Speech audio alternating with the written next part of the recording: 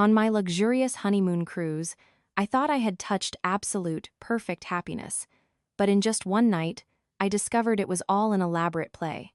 My husband, the man I trusted with my life, and his entire family were plotting to push me into the ocean to steal my $40 million inheritance. Trapped in the middle of the sea with nowhere to run, I had only two choices: stay silent and die, or rise up and become the predator. I leaned my head against the shoulder of Kyle, my newlywed husband, letting the ocean breeze play with my soft curls. The salty tang of the sea air mingled with the faint scent of jasmine from my pristine white dress, creating a fragrance I believed I would never forget. It was the scent of happiness, a complete, fulfilling joy I hadn't dared to dream of since my parents passed away in a tragic plane crash in Europe. That shock had left me devastated and lost. During that dark time, Kyle was always by my side, comforting and encouraging me to overcome the pain. We were standing on the deck of the Caribbean Empress, one of the most opulent cruise ships in the world, gliding smoothly over the turquoise waters of the Bahamas. In the distance, coral islands rose from the sea, majestic and quiet like sleeping giants. The fiery orange sunset was slowly descending, painting the sky and the ocean surface, making the scenery incredibly romantic and surreal. "How do you feel, honey? Is our honeymoon perfect, or what?" Kyle's deep, gentle voice poured into my ears. I looked up at him, my heart fluttering once again. He had a strikingly handsome face, a straight nose, deep eyes that always seemed to hold a universe of love, and a smile that could melt the coldest of hearts. From the first day we met, I was captivated by his elegance, sophistication, and thoughtfulness. He came into my life like a warm ray of sunshine, banishing the bitter winter cold. He gave me a real family, a true home. "It's absolutely wonderful." I choked up with emotion. I never thought I could be this happy. Kyle smiled, tightening his arm around my waist. "Silly girl, you deserve the best. From now on, I and my whole family will always be here to love and protect you." Thinking of his family warmed my heart. My parents-in-law, Richard and Catherine, along with his younger sister, Lily, were all on this trip. From the very first time I met them, they treated me exceptionally well, perhaps even a bit too enthusiastically. Richard was a stern-looking man, but very psychologically astute. He spoke to me like a biological daughter, always giving me caring advice. Catherine constantly held my hand, praising my beauty and manners. She even bought me expensive gifts, calling them welcome presents for her daughter-in-law. And Lily, the young and pretty sister-in-law, stuck to me like glue, constantly calling me sis and promising to take me shopping and to spas everywhere. Their warm welcome made me a person yearning for family, feel incredibly moved and grateful. I told myself that heaven was finally compensating me for my losses. Dinner that evening was held at the most exclusive restaurant on the cruise. Brilliant crystal chandeliers, soothing jazz music, and exquisitely plated dishes set the mood. My husband's family sat together in a joyful, cozy atmosphere. "Victoria, eat more, sweetheart. You look so thin. It breaks my heart," Catherine said, placing a large piece of lobster onto my plate. "Thank you, Mom," I smiled happily. Richard raised his glass of Pinot Noir, looking at Kyle and me affectionately. "You two must live a very happy life. Mom and Dad want nothing more than to see you love and cherish each other." Lily chimed in. "Kyle, you better take good care of my sister-in-law. If she loses even an ounce of weight, I won't forgive you." The whole table erupted in laughter.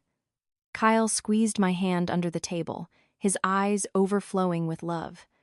I felt like I was in heaven, a real paradise on earth. I had a husband who loved me dearly and wonderful in-laws. The $40 million inheritance my parents left me, which I once viewed as a heavy burden, now seemed like a tool to repay their affection. I had even thought about investing a portion of it into my father-in-law's real estate firm to help him expand. I wanted to do everything to make my new family happy. I was intoxicated by love and bliss, completely unaware that the most horrifying nightmare of my life was slowly creeping in. As the lavish dinner neared its end, I started feeling unwell. Waves of nausea washed over me, and my head spun slightly. Maybe I had drank a bit too much wine, or perhaps I was seasick. The cruise ship had entered rougher waters, and the slight swaying made me feel worse. "What's wrong, Victoria? You look pale," Kyle asked worriedly, placing his hand on my forehead. I'm fine, probably just a little seasick. I'll go to the restroom for a moment and be right back. I tried to smile to reassure him. Let me go with you. No, it's okay. I can go by myself. You stay here and chat with your parents. I held onto the back of my chair, slowly stood up, and headed toward the restroom. After throwing up, I felt a bit better, but a dull headache lingered. I washed my face with cold water and looked in the mirror. My face was a bit pale, but my eyes still shined with happiness. I told myself it was just standard seasickness, nothing to worry about. When I returned to the table, everyone had finished their meals and was chatting animatedly. Seeing me, Catherine quickly asked, Victoria, how are you feeling? Maybe you should go back to the suite and rest early. Yes, I think I need to lie down. I have a slight headache. Kyle immediately stood up. I'll take you back. Stay here, I insisted. I just want to go to the room, grab a painkiller, and take a short walk on the deck to get some fresh air. It's a bit stuffy in here. I really wanted some private time to breathe the crisp ocean air. Seeing my persistence, Kyle didn't push it. All right, be careful. I'll be back shortly. Okay. I said goodbye to everyone and left the restaurant. The ship's hallways were lined with plush red carpets, the walls adorned with expensive artwork. Walking alone, feeling the gentle rock of the ship, the nausea began to return. I decided to go back to the suite to take my medicine before heading out to the deck. Our suite was one of the most luxurious on board, featuring a private balcony overlooking the ocean. I swiped my keycard, but the door didn't open. Strange. I clearly remembered bringing the right card. I tried again. Still nothing. The keycard system was probably glitching. I was about to turn around to find a staff member when I suddenly heard voices coming from inside my room. It was Kyle's family. They must have returned to the suite before me. But why were they in our bedroom?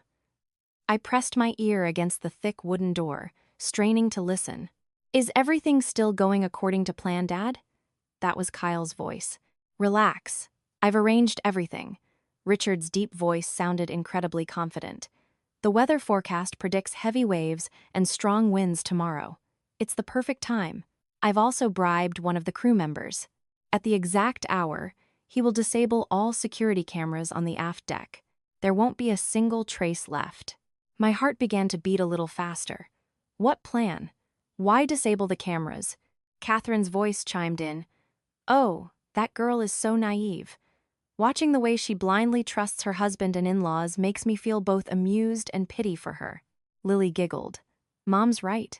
The way my sister-in-law looks at Kyle with those love-struck eyes, it gives me goosebumps. You're such a good actor, Kyle. What acting? I'm exhausted. Kyle's voice was sharp, completely devoid of his usual gentleness. Having to pretend to be deeply in love with such a boring girl is torture. Tomorrow night, it's over. We get the $40 million inheritance, plus the $2 million life insurance policy. Those numbers crashed into my brain. I still couldn't fully comprehend what was happening. Then, I heard the definitive sentence, a sentence that felt like a fatal knife to the heart, shattering my pink-tinted world into a million pieces.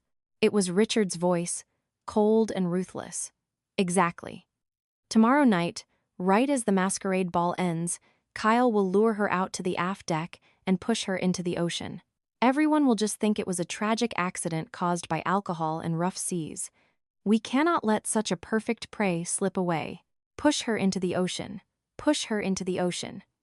Every single word pounded into my mind like a sledgehammer.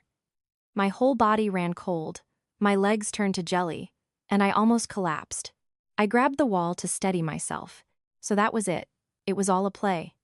Kyle's love, his family's warmth, this perfect honeymoon, it was all a meticulously crafted trap. And I, Victoria, was the naive prey willingly walking into the slaughterhouse.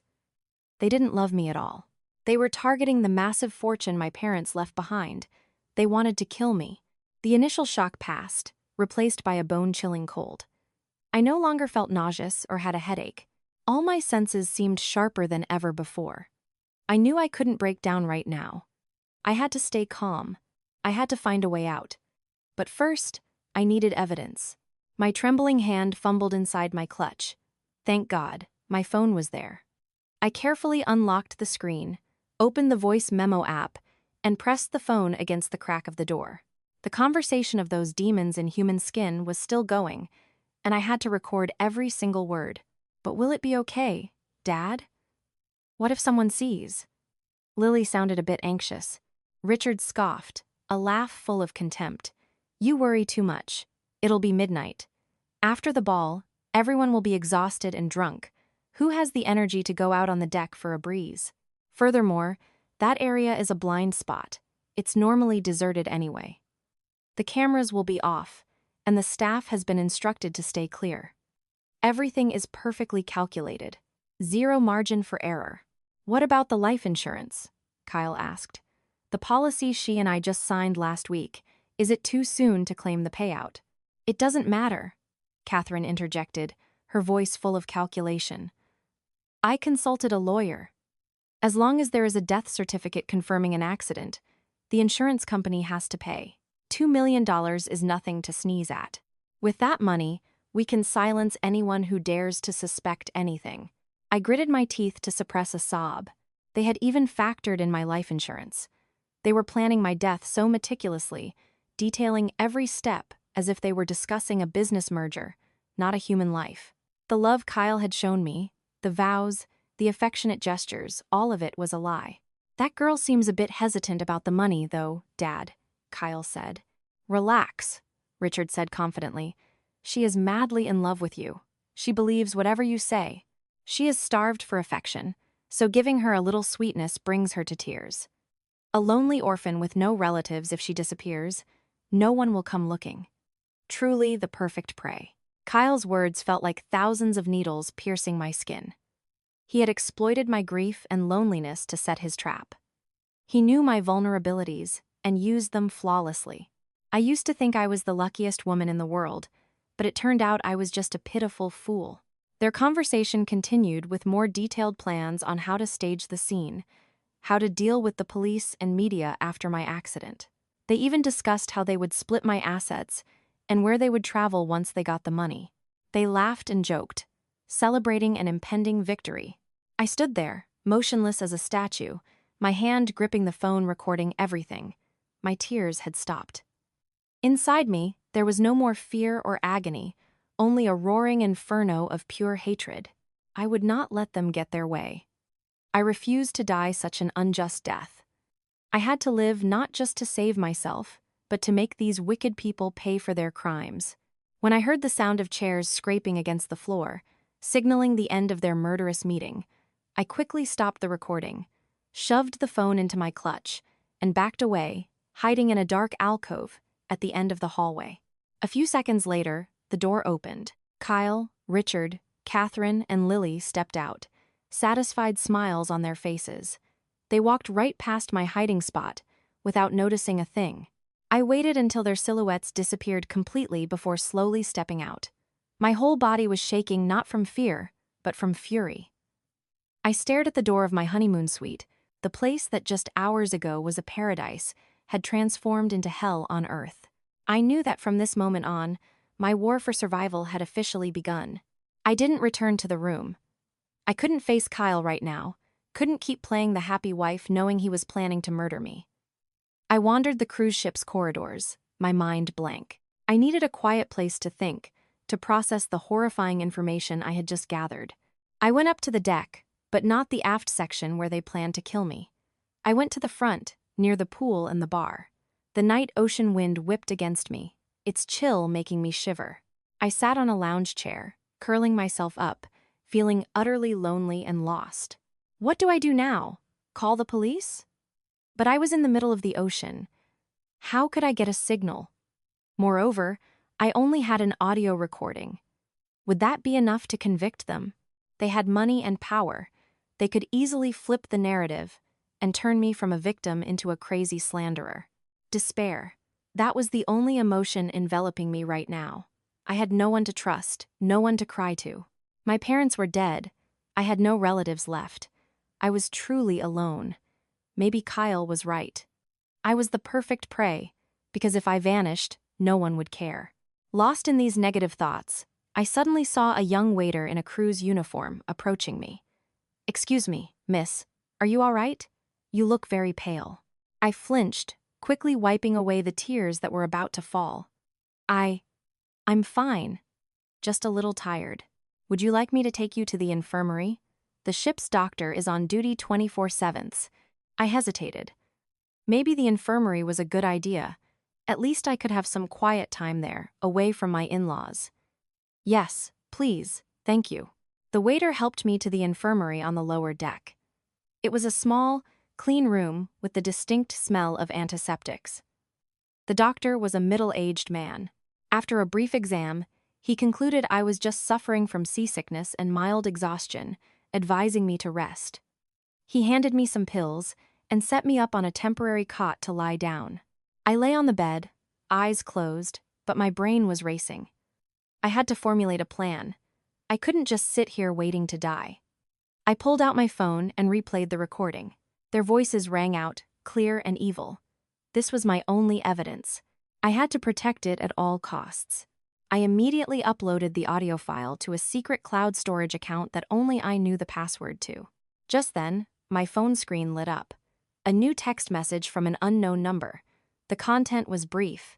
"Miss Victoria, my name is Ben. I am the Director of Security for the Caribbean Empress. Your late father, Arthur Vance, was my benefactor. Before he passed, he asked me to keep an eye on you. He said he had a bad feeling, suspecting someone was targeting you and your inheritance. If you are in any danger, contact me immediately." I read the text over and over, unable to believe my eyes. My father, he had foreseen this? A glimmer of hope sparked in my heart. I was no longer alone. Someone could help me. Without a second of hesitation, I texted back. "Ben, my life is in danger. My husband's family is plotting to murder me to steal my inheritance. They plan to act tomorrow night. I need to meet you urgently, secretly." The reply came almost instantly. "Understood. Stay calm. In 30 minutes, go to the observation deck on the top floor. It will be empty. I will wait for you there. Be careful. Don't let anyone see you." My heart pounded. Finally, in the darkest night of despair, I saw a ray of light. I didn't know who this Ben was, or if he was trustworthy, but right now, I had no other choice. I had to take this chance. I sat up, swallowed the pill the doctor gave me, and tried to regain my composure. In 30 minutes, I would meet my only ally. Leaving the infirmary, I didn't take the elevator. I took the stairs to the upper decks. I had to be cautious and avoid bumping into anyone from Kyle's family. Every step felt heavy, but my heart was filled with fierce determination. The observation deck was on the top tier, a quiet space enclosed by glass walls, offering a panoramic view of the dark ocean. As I pushed the door open, the place was completely silent, illuminated only by faint starlight and a distant lighthouse beam. A tall silhouette stood with his back to me, staring out at the vast sea. Hearing my footsteps, he turned around. It was a man in his mid-30s, wearing a dark blue security uniform. He had a broad, sturdy build, a strong, chiseled face, and bright eyes that exuded reliability. "Miss Victoria?" he asked, his voice deep and steady. "Yes, it's me. You're Ben?" He nodded, gesturing for me to sit. "It's safe here." I swept the area. We sat in 2 armchairs, tucked away in a corner. I was still trembling slightly, but the calm demeanor of the man before me somewhat reassured me. You knew my father?" I asked, getting straight to the point. Ben nodded slightly, a distant look in his eyes. "Years ago, my family went through a crisis. We lost almost everything. Mr. Vance was the one who stepped in and gave me a lifeline. I will never forget that debt. Before he died, he sought me out. He said he was worried about you. He felt something was off about your relationship with Kyle, but he had no concrete proof. He just asked me, as the head of security on this cruise line, to keep an eye on you in case something happened." Hearing this, my nose stung. Even though my father was gone, he was still looking out for me, still trying to protect his daughter. If only I had listened to him and been more careful, I wouldn't be in this situation. "My father was right," I said, my voice cracking. "They want to kill me." I handed my phone to Ben and played the recording. He listened intently, his already stern face turning ice-cold and razor-sharp. As the recording went on, his eyebrows furrowed deeply, his hands clenching into fists. When the audio ended, a terrifying silence filled the observation deck. Absolutely ruthless, Ben ground out, his voice laced with fury. This isn't just suspicion anymore. It's undeniable proof of conspiracy to commit murder. He looked at me with deep sympathy. Victoria, I am so sorry you have to go through this. But now is not the time to be weak. We have to act. He took a deep breath and continued. Actually, after Mr. Vance spoke to me, I had my team quietly look into Kyle's past. And what I found is even more horrifying than what you just heard. My heart clenched. What else is there? This isn't Kyle's first marriage, Ben said, enunciating every word. Before you, he had 2 wives. Both of them are dead. I felt my blood turn to ice. 2 wives. Both dead. Why had I never heard a single word about this from Kyle or his family? His first wife was Mia, the daughter of a small business owner. She died in a car crash 5 years ago. The cause was ruled as brake failure. Kyle, who was in the passenger seat, walked away with minor injuries.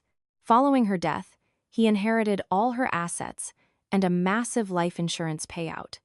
His second wife, Lauren, was a school teacher. She died 2 years ago while hiking with Kyle. The report stated she accidentally slipped and fell off a cliff. And once again, Kyle received a massive insurance payout. Ben stopped, looking me straight in the eyes. Both cases were closed as tragic accidents. There was no physical evidence of foul play. But you see, one accident is a tragedy. 2 fatal accidents involving the exact same man, who financially benefits massively both times. That is no longer a coincidence. I suspected him for a long time, but I had no proof. Your recording is the key. I sat frozen, numb. I wasn't the first victim. Before me, 2 other women had died at the hands of this cold-blooded killer. He was a literal monster, hunting down wealthy women, marrying them, and murdering them to steal everything. And his family were his accomplices, enabling his crimes. What do we do now? I asked, my voice trembling but my eyes resolute. The fear was gone, replaced entirely by hatred. I didn't just want to survive. I wanted revenge for myself and for those innocent women before me. First, we ensure your absolute safety, Ben said. From this second on, you must not be alone with anyone in that family. We have to flip the board. We cannot let them execute their plan tomorrow night. I understand, I nodded. I'm not just going to sit and wait to die. I'll make them pay. In the darkness of the observation deck, amidst the endless ocean, a counterattack was born. The victim had decided to become the hunter. Going to the police right now isn't the best move, Ben analyzed calmly. We are on a cruise ship in international waters. If we tip our hand, his family might act out of desperation. They could destroy evidence, or worse, silence you immediately. We have to be smart. We need to make them fall into their own trap. I completely agreed. Rushing things was the enemy right now. I was no longer the fragile, naive girl from a few hours ago. This brutal betrayal forced me to grow up in an instant. So, what's the plan? I asked. Their motive is money, Ben said. So we hit them exactly where it hurts. We have to do something that terrifies them, something that throws their plan into chaos. When people panic, they make mistakes. An idea flashed in my mind, a bold move, but potentially highly effective. I have an idea, I said firmly. I will tell Kyle I want to change my will. Ben looked at me, surprised, then impressed. Brilliant. Tell me exactly. I'll tell him I feel this inheritance is too massive. It feels like a burden. I'll say I dreamt of my parents, and they told me to use the money for philanthropy to help those in need. Therefore, I have decided to donate 90% of my wealth to charity, keeping only a small fraction for us to live on. I will make him believe I am absolutely serious about this. Perfect, Ben nodded. This move targets their greed directly. When they realize their golden goose is about to swim away, they won't be able to sit still. They will have to accelerate their plan, and when they do, they will expose themselves. Exactly, I gritted my teeth. I want to see their true faces when they hear the news. After discussing a few more details, Ben and I finalized the plan. He told me to be extremely careful, always keep my phone on me, and leave the recorder running. Whenever I spoke to Kyle's family, Ben would have his security personnel secretly monitoring them. I returned to my suite. My heart hammered as I swiped the keycard. This time, the door opened. The bedside lamp cast a soft, yellow glow. Kyle was sitting on the bed, holding a book, but his eyes were darting toward the door. Seeing me, he quickly put the book down and rushed over to hug me, looking incredibly worried. "Where were you? You took so long." "I was worried sick. I tried calling you, but you didn't answer." I tried my hardest to suppress the disgust rising in my throat. I leaned into him, feigning exhaustion. "I'm sorry. I felt really unwell, so I went to the infirmary to rest. My phone was on silent. I didn't hear it." "Are you feeling better?" He stroked my hair. His voice was as gentle as ever. What an incredible actor. I looked up at him, forcing a sorrowful expression. "Kyle, I need to talk to you." "What is it, honey?" We sat down on the bed. I held his hands and began my performance. "Kyle, I've been thinking a lot the past few days. I feel like the fortune my parents left me. It's too much. It doesn't bring me happiness. It just brings me anxiety and a heavy burden." I deliberately made my voice waver. "Last night, I dreamt of my parents. They told me that money is just material possession. The important thing is to live a meaningful life, to share with those less fortunate." Kyle looked at me, bewildered. "What are you trying to say?" "I've made a decision." I looked straight into his eyes, speaking decisively. "I'm going to contact my lawyers to draft paperwork, to donate the vast majority of my assets to charitable foundations. I want to set up a foundation in my parents' name. We will only keep a small portion, just enough to live comfortably without worrying. What do you think?" I clearly saw the shock on Kyle's face. His smile stiffened, his eyes twitched. He was silent for a few seconds, seemingly unable to process what he just heard. Then, he tried to regain his composure, forcing a stiff smile. "Victoria, I know you have a kind heart, but this is a massive decision. Have you thought it through? That is the money your parents worked their entire lives to leave you." "I have thought it through," I replied firmly. "Because it's my parents' money, I want to use it for something meaningful. I believe they are looking down from heaven, supporting this choice. But what about our future? What about our future children?" He tried to persuade me, his voice growing a bit frantic. "We need a solid financial foundation, darling. I believe that as long as we love each other, we can build everything together. Money isn't everything, right, honey?" I asked innocently, staring deep into his eyes, where sparks of sheer panic were beginning to ignite. Kyle choked on his words.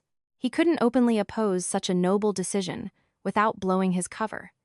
He could only grip my hands, his face pale, his smile twisted. "All right. If that is your decision, I will always support you." He pushed the words through his gritted teeth. I need to go tell my parents the news. I'm sure they'll be thrilled." Saying that, he practically jumped up and jogged out of the room. I watched him leave, a cold smirk forming on my lips. The first chess piece had been moved. Let's see how you old foxes react to this.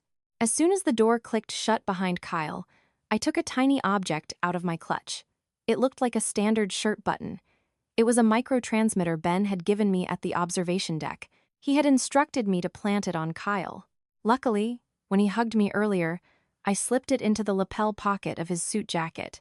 I put in the wireless earpiece Ben had provided and turned on the receiver. I heard Kyle's hurried footsteps down the hall, followed by frantic knocking on his parents' suite door. The moment it opened, I heard his panicked voice. "Dad! Mom! We have a massive problem." "What are you panicking about?" Catherine's voice rang out. "Victoria. She wants to donate almost her entire fortune to charity." Kyle gasped for air. There was a stunned silence. Then, Richard's voice roared in fury. "What the hell are you talking about? Explain." "She said she dreamt of her parents and feels the money is a burden. She wants to start a charity fund in their name and only keep a tiny fraction. I tried to talk her out of it, but she wouldn't listen. She looks dead set on it."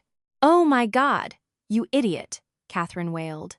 Is all our hard work going down the drain? $40 million isn't pocket change. I heard the sound of glass shattering. Richard must have thrown something in a fit of rage. Damn it. What is this little bitch trying to pull? Did she catch wind of something? Impossible, Dad, Lily interjected. She's so naive. How could she know? She's probably just having a random emotional episode. Emotional episode or not, we cannot let this happen, Richard bellowed. The plan changes. We can't wait until tomorrow night. It's too risky. What if she actually calls her lawyer tomorrow morning? We'll be screwed. Through the earpiece, the tension was palpable. I could picture their faces, contorted with rage and fear. So what are you suggesting, Dad? Kyle hesitated. We act tonight. Richard's voice was ice cold. There's a masquerade ball tonight. It's the perfect opportunity. Everyone will be wearing masks. No one will recognize anyone. After the party dies down, you lure her out to the aft deck, just like the original plan. I'll handle the rest. I'll call the crew member right now and tell him to be ready. But isn't that too rushed? Catherine worried. What if there's a mistake? We don't have a choice, honey, Richard snapped. Better to take a risk than lose everything. Once she's dead, her current will stands, and Kyle gets everything. We have to strike before she changes anything. A heavy silence followed. Then, I heard Kyle take a deep breath. I understand. We'll do it your way, Dad. Tonight will be her last night. The audio cut out. The meeting must have ended. I took the earpiece out, feeling a chill run through my veins. They had taken the bait. My plan worked, but it also meant the Grim Reaper was pressing his scythe right against my neck. Not tomorrow night tonight. I only had a few hours left. I immediately texted Ben, informing him of the sudden schedule change. His reply was swift. Copy that. Everything is still under control. Stay calm and stick to the plan. Ben's reassurance anchored me. I looked at myself in the mirror. My face still held an innocent look, but my eyes glinted with a sharp coldness I didn't recognize. Tonight, at the masquerade ball, a grand play would end, and I would no longer be the victim. About an hour later, there was a knock at my door. I knew who it was. I adjusted my clothes, put on a weary, sad expression, and opened it. As expected, it was Catherine, but this time, Lily was with her. Victoria, sweetheart, can I talk to you for a moment? Catherine looked at me with eyes full of fake sympathy, squeezing my hand affectionately. Yes, Mom, please come in. I stepped aside to let them in. Catherine sat down and pulled me next to her. Lily sat on my other side, constantly asking how I felt. Their acting was flawless. If I didn't know the truth, I would have been moved to tears again. I heard what you told Kyle, Catherine began, her voice soft and understanding. I understand your heart. You're a good girl, always thinking of others. Having a daughter-in-law like you is a blessing to this family. She dabbed her eyes with a tissue. But sweetheart, donating your entire fortune is a massive, lifelong decision. You can't just do it on a whim. That is the blood, sweat, and tears your parents left you. You need to cherish it. I've thought it through, Mom, I replied weakly. I just want to do something meaningful so my parents can rest in peace. I know, Catherine patted my hand. But look, you just got married. Your life is just beginning. You and Kyle will have children. You'll need money for everything. Doing this will only make life difficult for you and your husband. Seeing me stay silent, she continued, her voice getting sweeter. How about this? I'm not stopping you from doing charity. But for now, just pause the plan. Wait until we get back from this trip, and the whole family can sit down and discuss it properly. We'll find a perfect solution where you can help people, but still secure your future. Does that sound okay? Ah, there it is, the real motive. But I've already made up my mind. I feigned hesitation. Listen to me, sweetheart, Catherine pleaded. Just do it as a favor to me so your dad and Kyle can relax. Just write a quick note saying you agree to delay the charity donation to think about it more. Just so everyone stops worrying, okay? Lily chimed in. Yeah, sis. Just write it so Mom and Dad and Kyle are happy. It's a huge deal. There's no harm in taking more time to think about it. I looked at their eager faces. The greed was practically spilling out of their eyes. They were terrified I would change my mind, so they wanted a written guarantee. Fine. If you want it so badly, I'll give it to you. All right. If you say so, Mom, I'll listen to you. I nodded reluctantly. Catherine beamed. She quickly pulled a pen and paper from her purse and set it on the table. Here, write it down. Just write exactly what I told you. I took the pen, deliberately letting my hand tremble. I slowly wrote, I, Victoria Vance, agree to temporarily postpone my charitable donation plan to take more time for consideration. When it came time to sign, I paused. I remembered a piece of advice from my father's lawyer. The signature is the most critical legal element. I took a breath and then signed Victoria Vance in a messy, sloppy scrawl. It looked completely different from my usual elegant, clear signature. I purposely blended the letters together, making it look more like an ink smudge than a valid signature. Catherine eagerly snatched the paper, reading it over and over, immense satisfaction spreading across her face. She completely ignored the bizarre signature, or perhaps she thought my emotional state caused it. Very good, my sweet girl. She folded the paper and carefully placed it in her purse. Now everyone can relax. Get some rest, okay? Get your beautiful dress ready. We have a masquerade ball to attend tonight. We'll leave you be. The two of them happily left the room, looking like a massive weight had been lifted off their shoulders. I closed the door, leaned against it, and let out a cold laugh. In their eyes, that piece of paper was a guarantee.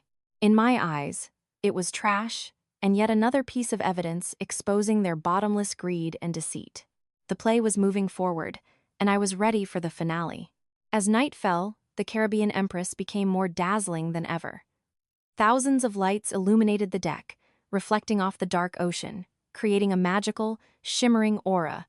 The main ballroom, hosting the masquerade, was extravagantly decorated with silk banners, balloons, and scented candles.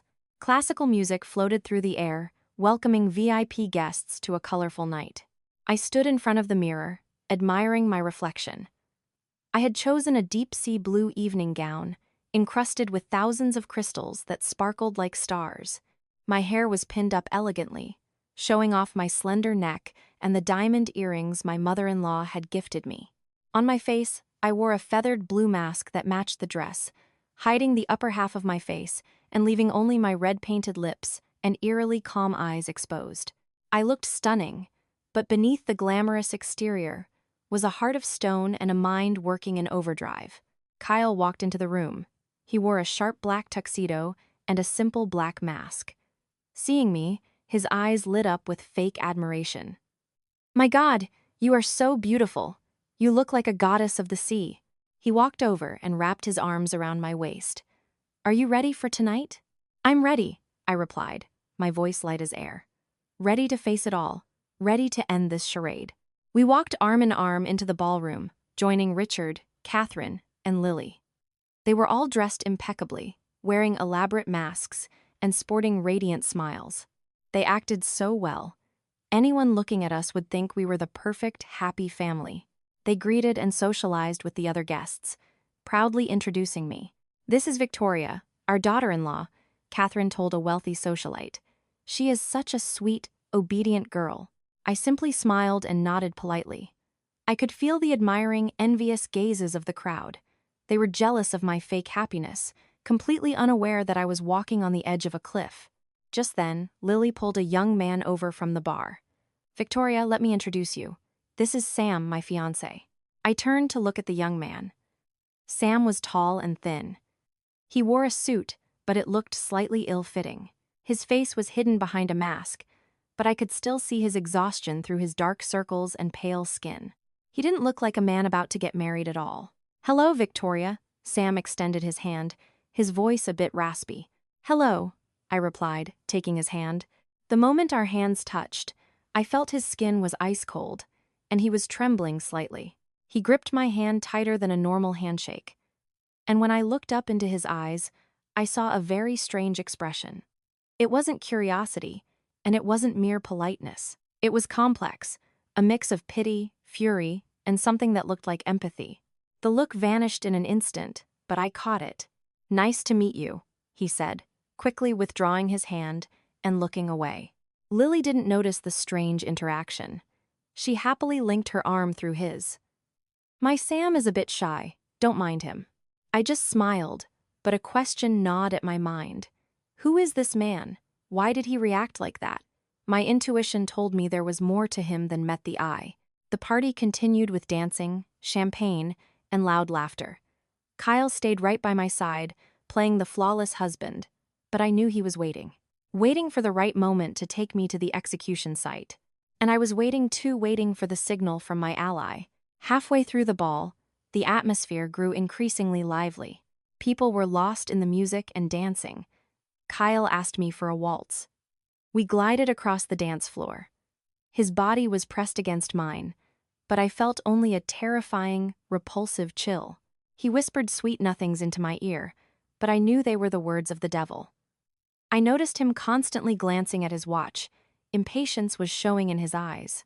Right as the song ended, a waiter in a crisp white uniform, wearing a simple face mask, approached us. He bowed politely.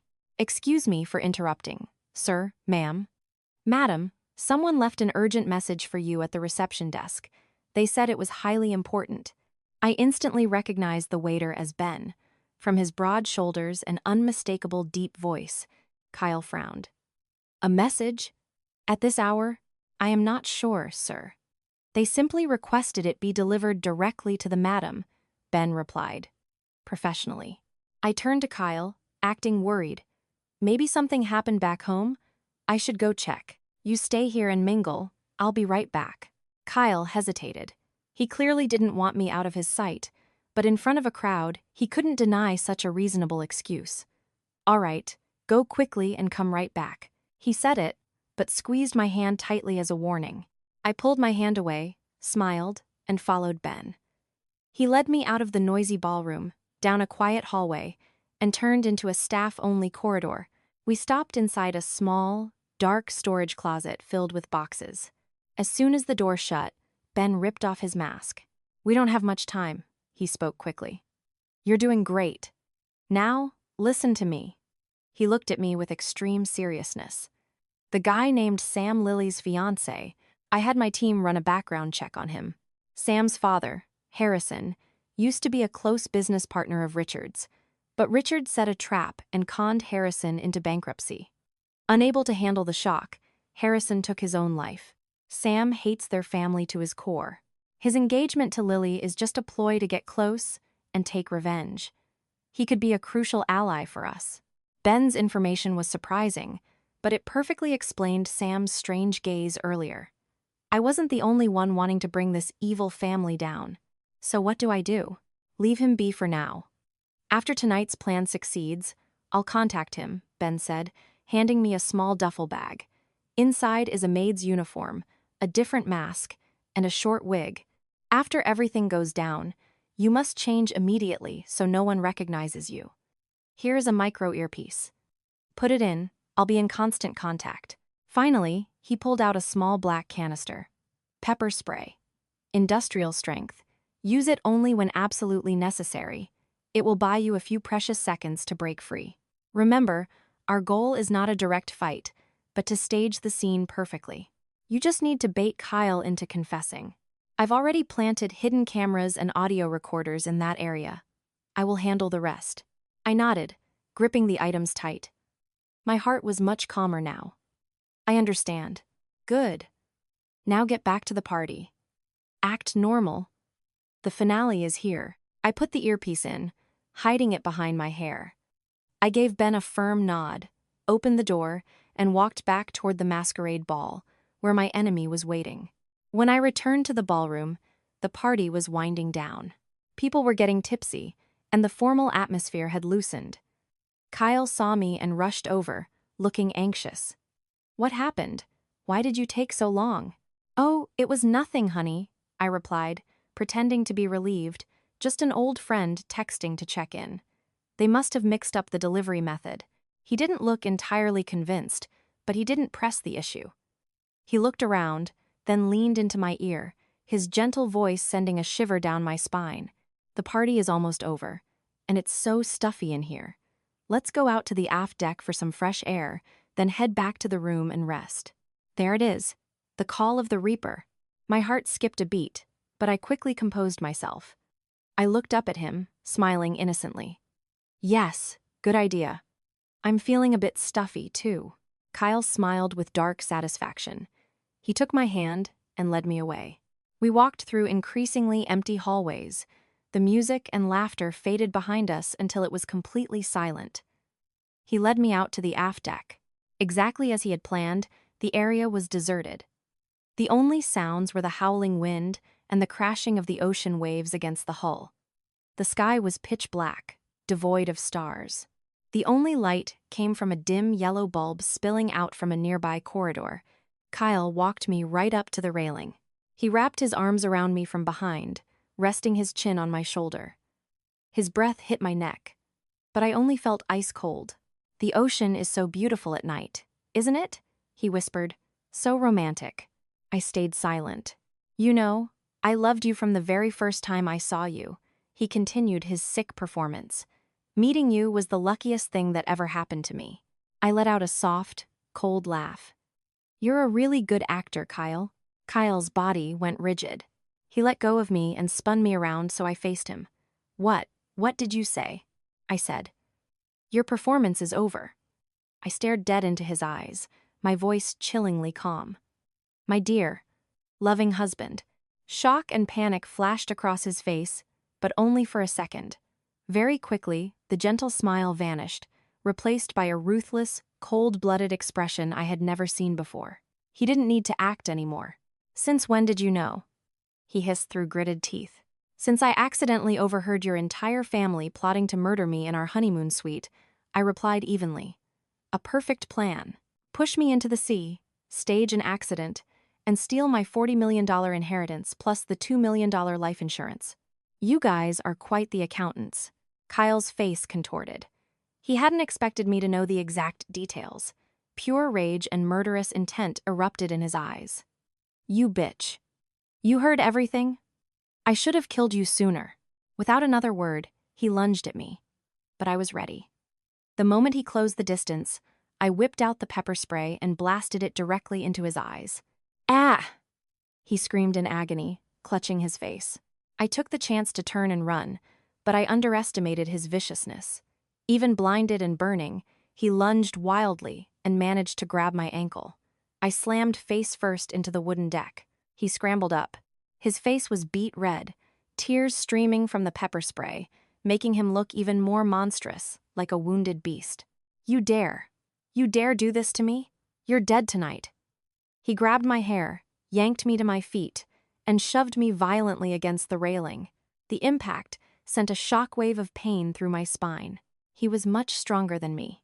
My struggles were useless. He wrapped both hands around my throat, forcing me backward over the railing.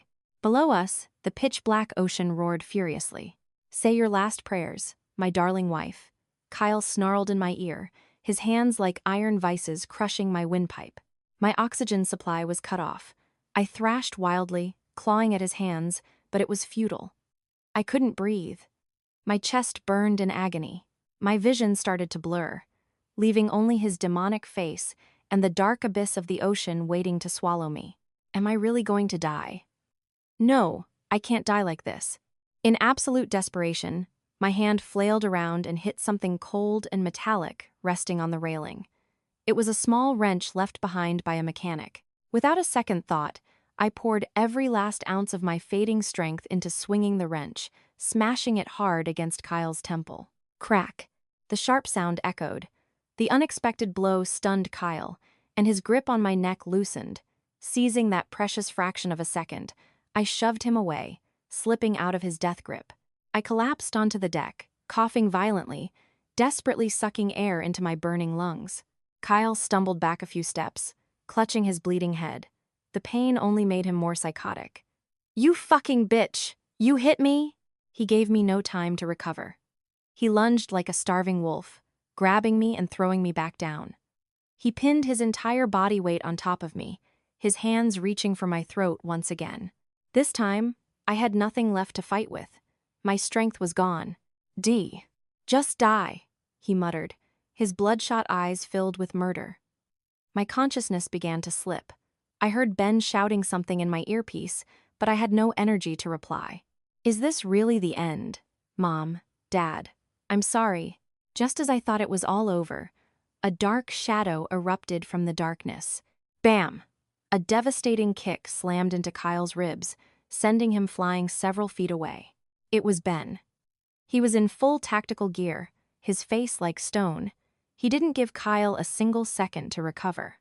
He charged forward, delivering a flurry of rapid, precise, and brutal strikes. His punches and kicks were so powerful that Kyle could only curl up and try to shield his head.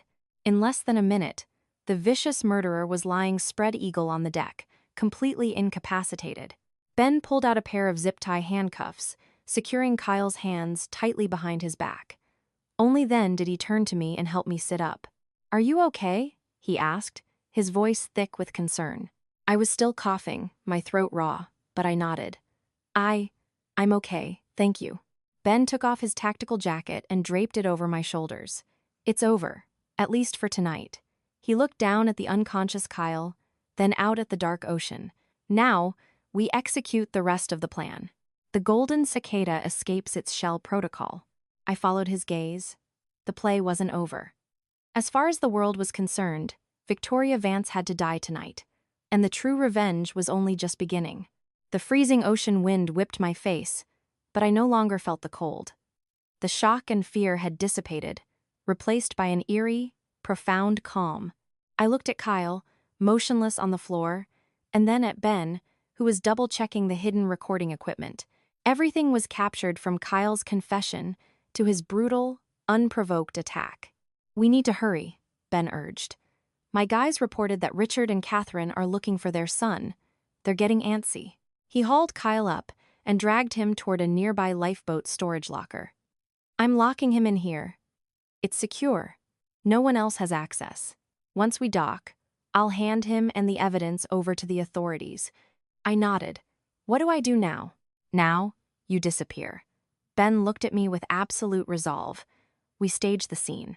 We make them believe you slipped and fell overboard while fighting with your husband. I understand. I took off Ben's jacket, then began removing my jewelry. The diamond earrings, the sparkling necklace, and finally, the wedding ring Kyle had put on my finger. I placed them neatly on the deck, near the railing. Next, I took off one of my high heels and tossed it in the corner, making it look like it was kicked off during a struggle. Ben watched me, nodding in approval. Good. Now for the most important part. He handed me a small pocket knife. I knew what to do. I made a small slit on the sleeve of my expensive gown, making it look torn. Then, I lightly dragged the blade across my palm, letting a few drops of blood fall onto the deck next to the jewelry. Just enough blood to imply a violent struggle. Finally, I took out my clutch, the one I used to record them. I left it open and discarded on the floor, as if dropped during the fall. Everything was set perfectly. A silent crime scene that told a highly dramatic story. A violent fight leading to a tragic end. All right, Ben said after inspecting the scene one last time. It looks authentic. You have to go. Now, follow me. He led me to the crew-only hallway and handed me the bag with the disguise. Get into the nearest restroom and change immediately. Destroy the dress. Then head to cabin, 108 inches, the lower decks. It's a spare cabin, not on any passenger registry. The key is under the welcome mat. Lock yourself in and do absolutely nothing until I come for you. We communicate through the earpiece. I nodded, gripping the bag tightly. Got it. Be careful. You too, Ben said, then quickly rushed back to the deck to erase any traces of his presence. I ducked into a restroom, stripping off the extravagant gown and slipping into the simple white maid's uniform. I tied my hair back, pulled on the short wig, and put on a surgical mask. Looking in the mirror, I barely recognized myself. The wealthy heiress, Victoria Vance, was dead. The woman standing here now was someone else entirely, someone fueled by the fire of vengeance. I ripped the gown into pieces, shoved it deep into the trash bin, and left, quietly melting into the shadows of the massive ship. I found cabin 108, easily. It was tucked away in a remote corner of the lower deck, an area strictly for crew. Just as Ben said, the key was under the mat. I opened the door, slipped inside, and locked the deadbolt. It was a tiny room, barely fitting a twin bed, a small desk, and a closet. There were no windows, and the air was stuffy. But to me, right now, it was the safest place in the world. I sat on the bed, pulling out the earpiece for a moment to catch my breath. I had finally escaped the jaws of death. I put the earpiece back in. Through it, I could hear the chaos erupting outside. Ben had reactivated the audio system on the aft deck. I heard rapid footsteps, then a blood-curdling scream from Lily. "Oh my God, Victoria's things!" Then Catherine's wailing voice. "Victoria, where are you? Kyle, Kyle!" Richard's voice boomed over them, trying to sound calm but failing to hide his triumphant undertone. Everyone calmed down. "What happened?" "Dad," Victoria. "I think she fell overboard," Lily sobbed, laying it on thick. "All her stuff is here, her shoes, her purse." Total pandemonium broke out. Screaming, shouting, people calling out. The captain and security teams arrived quickly. I heard Ben's authoritative voice directing the search, ordering the crew to shine spotlights on the water, and interrogating the family. "Do you have any idea where Miss Victoria and Mr. Kyle went?" Ben asked sternly. They said they were coming out here for some fresh air," Richard stammered, feigning panic. "They had a little argument earlier about money. Maybe she wasn't thinking straight." A blatant lie. He was already spinning the narrative that I committed suicide over a domestic dispute. "And where is Mr. Kyle?" Ben pressed. "Why are only Miss Victoria's belongings here?" The family went dead silent. "Right. Where was Kyle?" According to their plan, he was supposed to be the one sounding the alarm, playing the devastated, grieving husband. His absence was a massive deviation from the script. We don't know where he is either," Catherine stammered nervously. "We haven't seen him since the ball ended." Real panic began to seep into their voices. The prey had vanished, but so had the primary hunter. This wasn't part of their flawless plan. They were genuinely starting to freak out. Lying on the narrow bed, listening to their clumsy acting, a cold smile spread across my face. How does it feel? The panic, the loss of a loved one, the absolute terror. You're just getting a taste of it. Don't worry. This is just the appetizer. The real feast of my revenge is about to begin. The arrogant hunters had just become the prey in their own trap. By the next morning, news of my accident had spread throughout the cruise ship. The captain officially announced that I was missing at sea, likely having fallen overboard during the rough weather. The search continued formally, but everyone silently understood that the chances of finding me alive were zero. My in-laws played the grieving family perfectly. Catherine wailed and cried, constantly calling my name. Richard acted stoic, but deeply pained. Lily stayed by her mother's side, comforting her. They received countless condolences from the other passengers. Meanwhile, I was safe in my secret cabin. Ben brought me food and water daily and kept me updated on the outside world. He told me the family was going insane trying to find Kyle. His disappearance robbed them of their sleep and appetite. Their perfect murder plot now had a fatal flaw. They're starting to suspect each other. Ben told me during one of his visits. Richard thinks Kyle went rogue and ran off to hide somewhere with a chunk of the assets. Catherine thinks some third party intervened and sabotaged the plan. Their alliance is cracking. This is the perfect time for our first psychological strike. "What's the plan?" I asked. Ben smiled mysteriously. He pulled a file folder from his jacket and set it on the desk. "This is a forged medical report. I had a buddy who's a top doctor doctor it up for me. The seals, the signatures, they're flawless. No one will spot the fake." I curiously picked it up. The patient name read, Catherine Miller, my mother-in-law. I skipped to the diagnosis. Stage 4, pancreatic cancer. Estimated life expectancy, less than 6 months. I looked up at Ben, immediately understanding his angle. "You're going to." "Exactly," Ben nodded. "Catherine is incredibly paranoid and values money more than her own life. If she believes she is dying, and that her husband and son are hiding the truth from her just to monopolize the $40 million money she believes she has a right to. How do you think she'll react? It was a vicious plan, but incredibly effective. It targeted Catherine's fatal flaw. That night, while Catherine was in the main dining room putting on her grieving mother-in-law act, one of Ben's trusted security guards slipped into her suite. He planted the fake medical report in her nightstand drawer, wedged between her personal documents. Sitting in my cabin, wearing my earpiece, I waited anxiously for the results. About an hour later, I heard the door to Catherine's suite open. Then, a blood-curdling, hysterical scream. This was followed by an explosive argument. "You lied to me. You and Kyle. You both lied to me." Catherine shrieked like a maniac. "What the hell are you talking about? What did I lie about?" Richard sounded genuinely confused. "Don't play dumb. What is this?"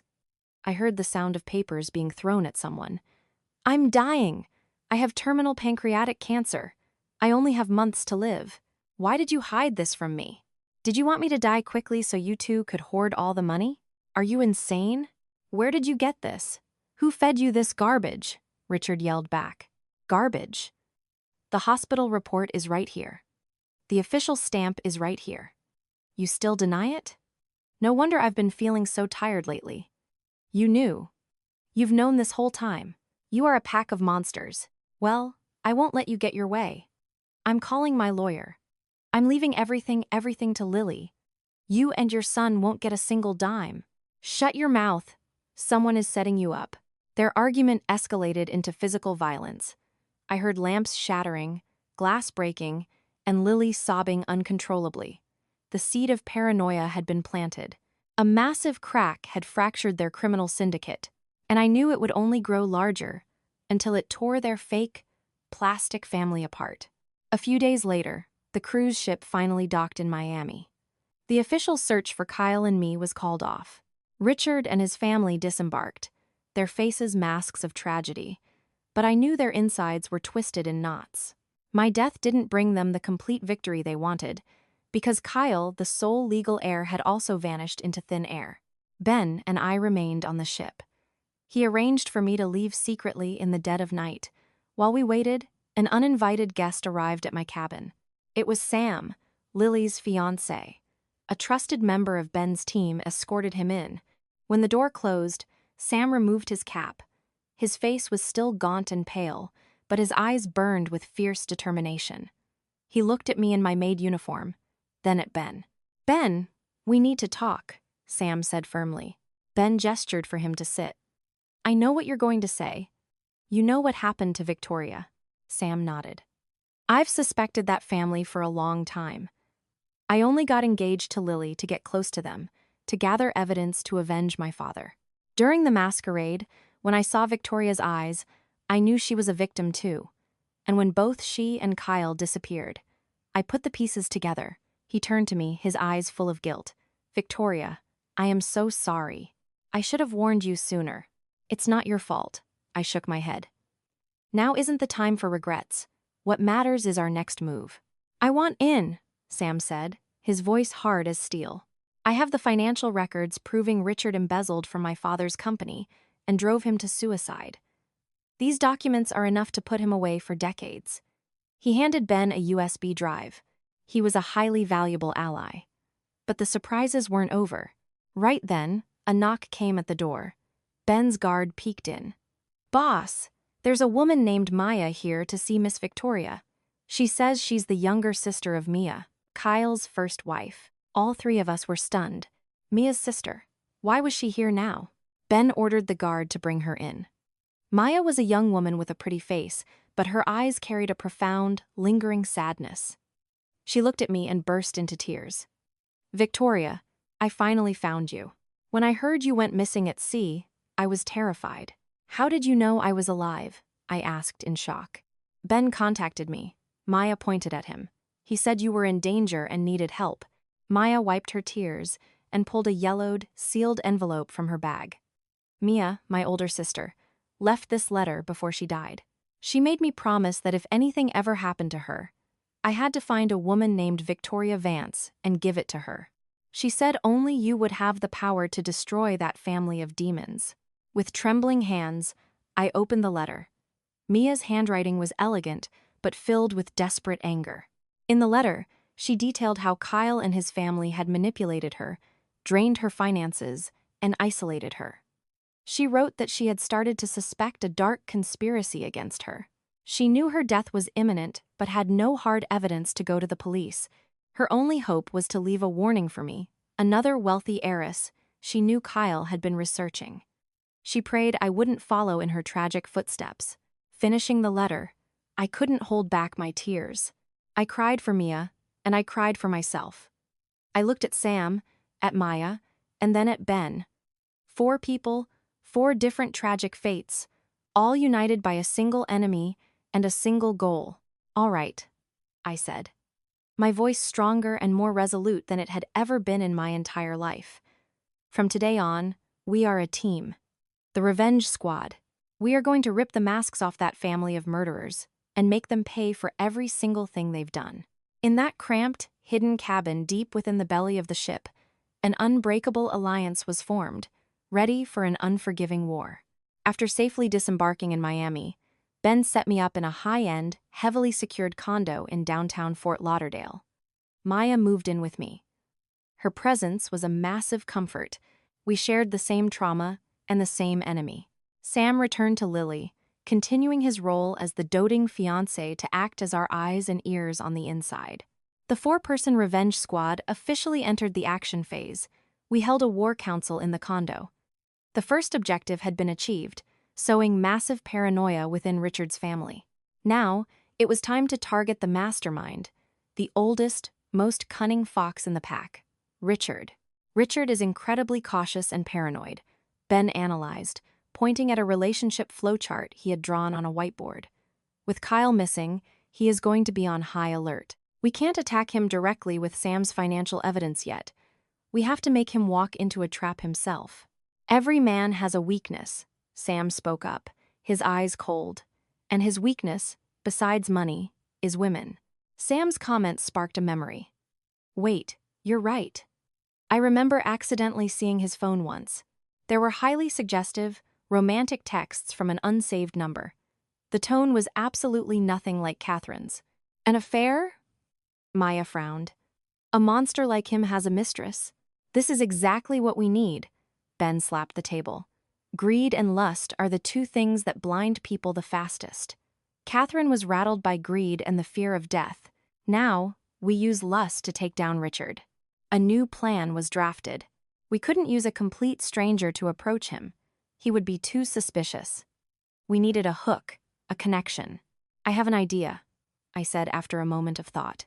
He is desperate to find Kyle. We can use that. I will play the role of a mysterious woman who knows where Kyle is. Good idea, Sam nodded. But how do we make him trust you? I won't be direct.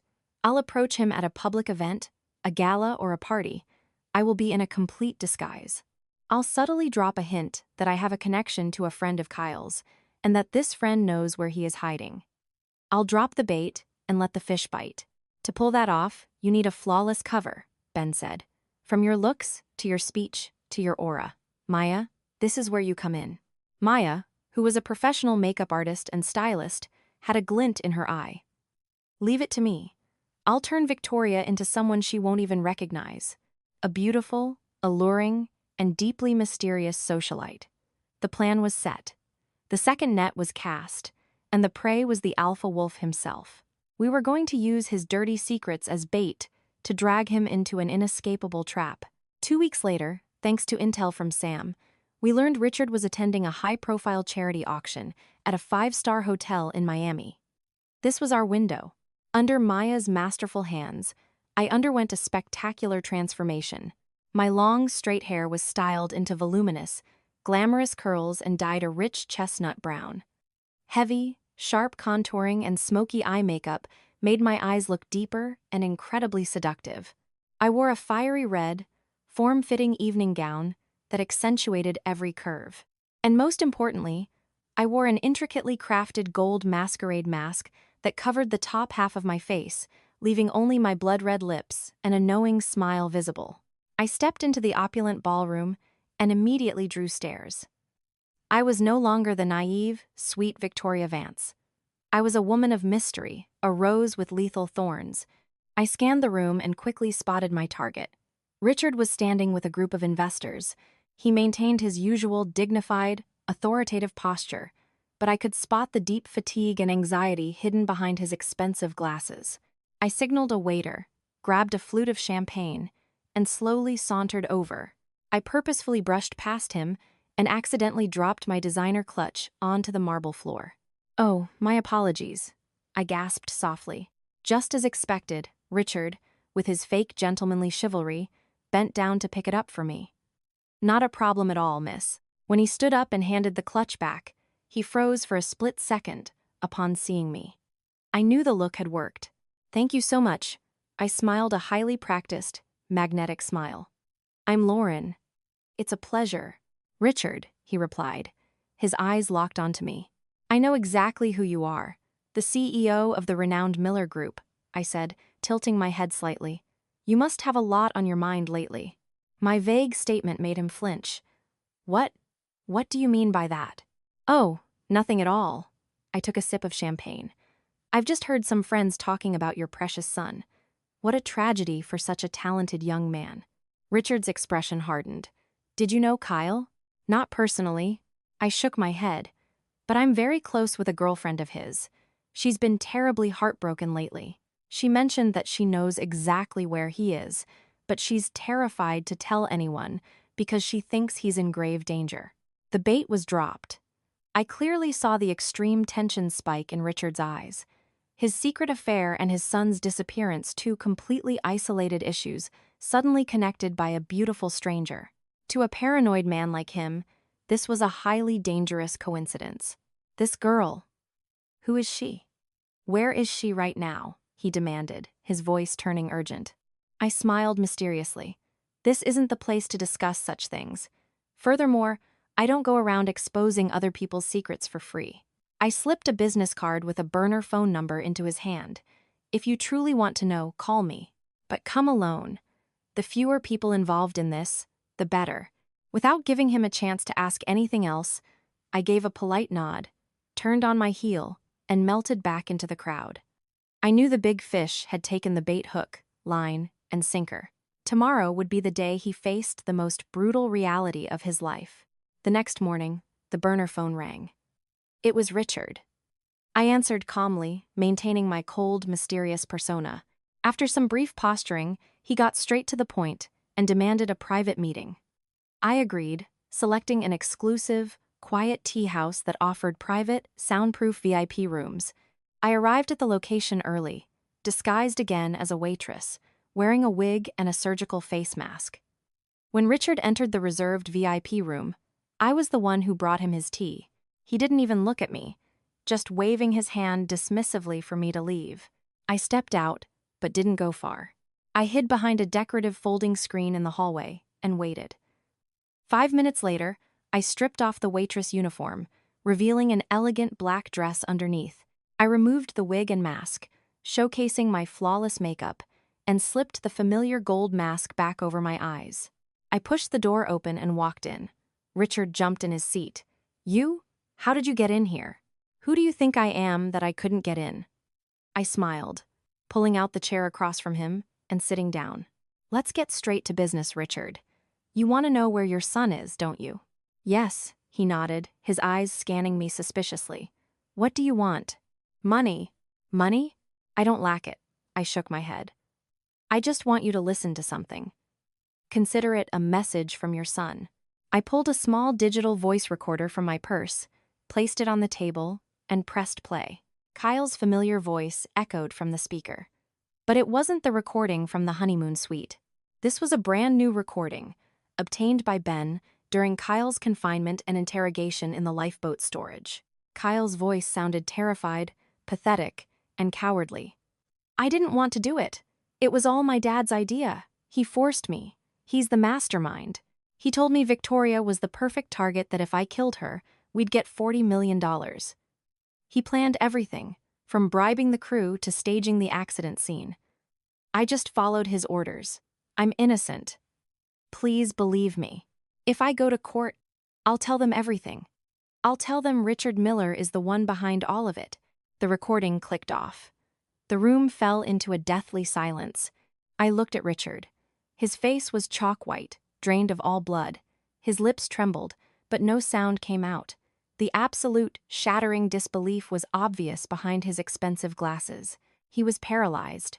The son he loved more than anything, the son he had risked everything and committed murder for, was throwing him entirely under the bus to save his own skin. "No, impossible," he muttered, a shaking finger pointing at the recorder. "Kyle, he wouldn't betray me like that." "Betray?" I sneered. "Like father, like son. Come on, Richard. You can betray your business partners, and your son can betray his father. That's just the DNA of your family." The shock was too massive. He practically collapsed into his chair, gripping his head with both hands, his entire body trembling. The impenetrable fortress of his ruthless, authoritative persona was cracking apart. This psychological blow was infinitely more painful than losing his money or going to prison. It was a direct strike to his paternal love, the very last shred of humanity he possessed.